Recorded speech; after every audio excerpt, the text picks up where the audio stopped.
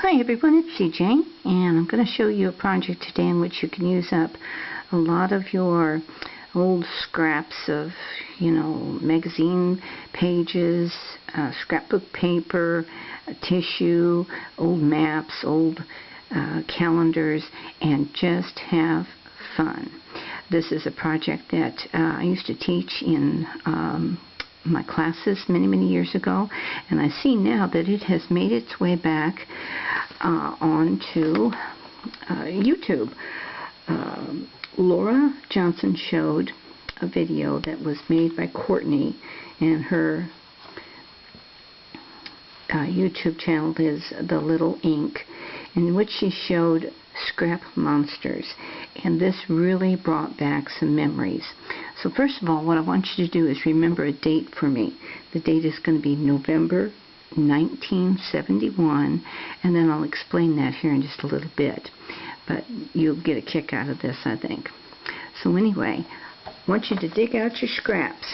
I think everybody's got some kind of a scrap container like this, whether it's magazines or old scrap book pages or just whatever, and we'll just go ahead and have some fun with that.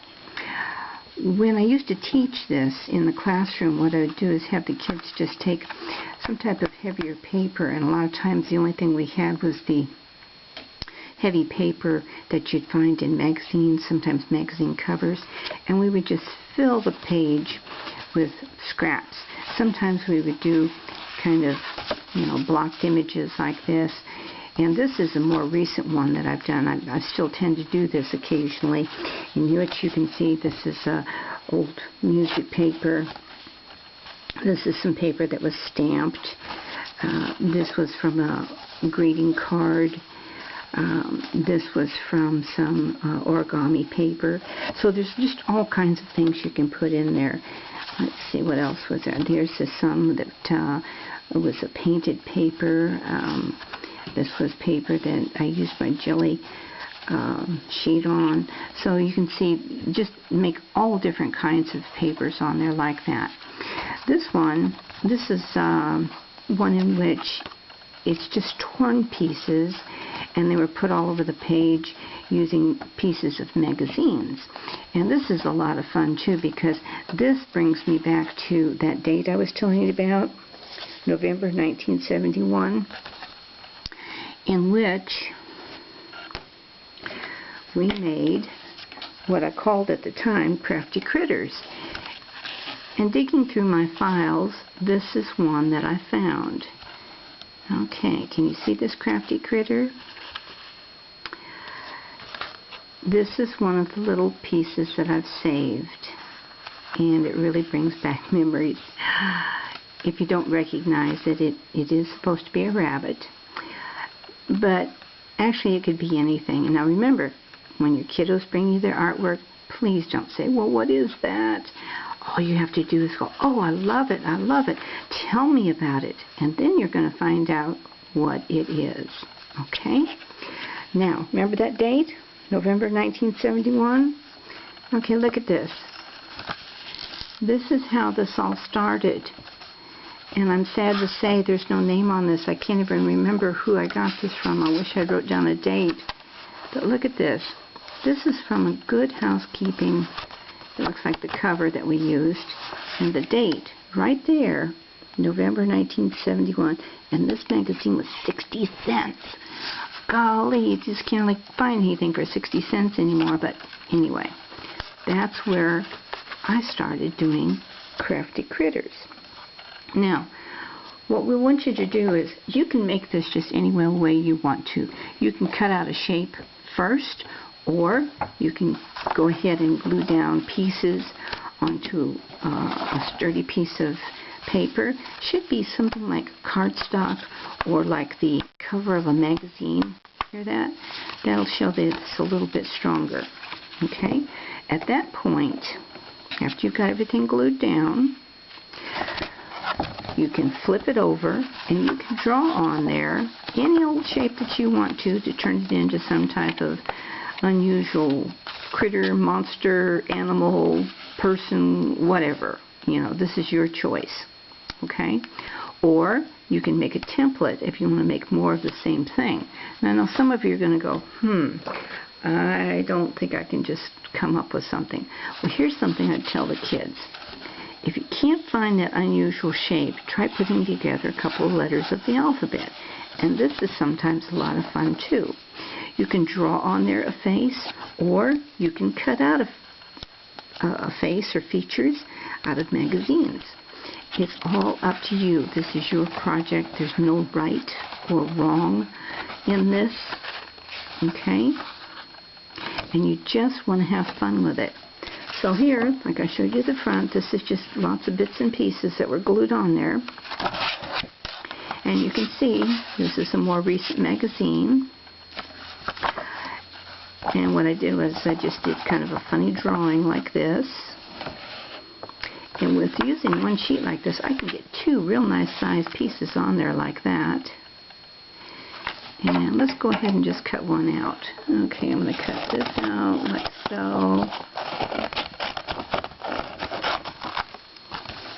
And you can always alter it as you go. It doesn't have to be exactly what you cut out.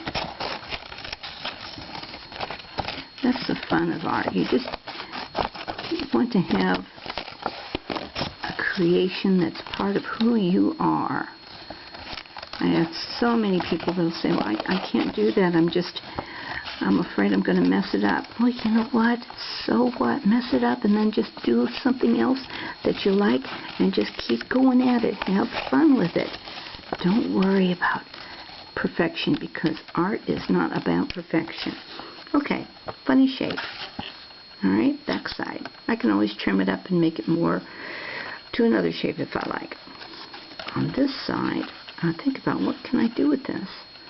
Okay, I think right about here, I'm going to add an eye. Now, like I said, you can take and cut out a face. You can draw a face. You can cut out just features. You just want to have some fun with it. Okay, we have one big eye, and Picasso would love us right about now. Picasso was really quite a character.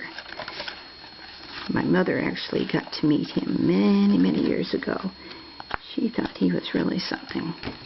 Oh, there I go, telling my age again. Alright, so, now at this point, you can always add more to it. Take your marker and come in there, and you can add some kind of design on the edge. You can add more paper, add trim, lace, buttons. But I want to remind you that if you're mailing this out to a swap partner, you do want to consider the fact that lumps and bumps in your envelope will inadvertently cost you more money because they can't put it through their machine. So that's something to remember when you get ready to mail out. I think it's like 24 cents extra if they can't run it through the machine, or if they have to hand stamp it.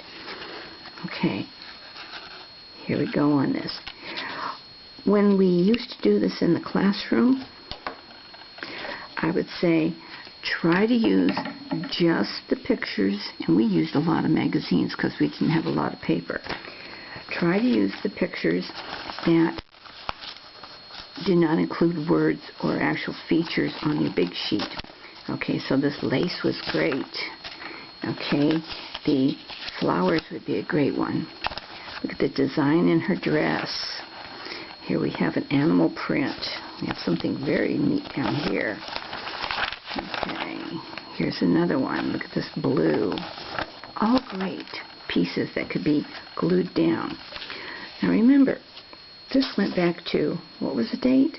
November 1971. And it's very precious to me. Yes, there's pieces that should probably be glued down. And it's not perfect. But to me, it is perfect. And that's what I want you to do.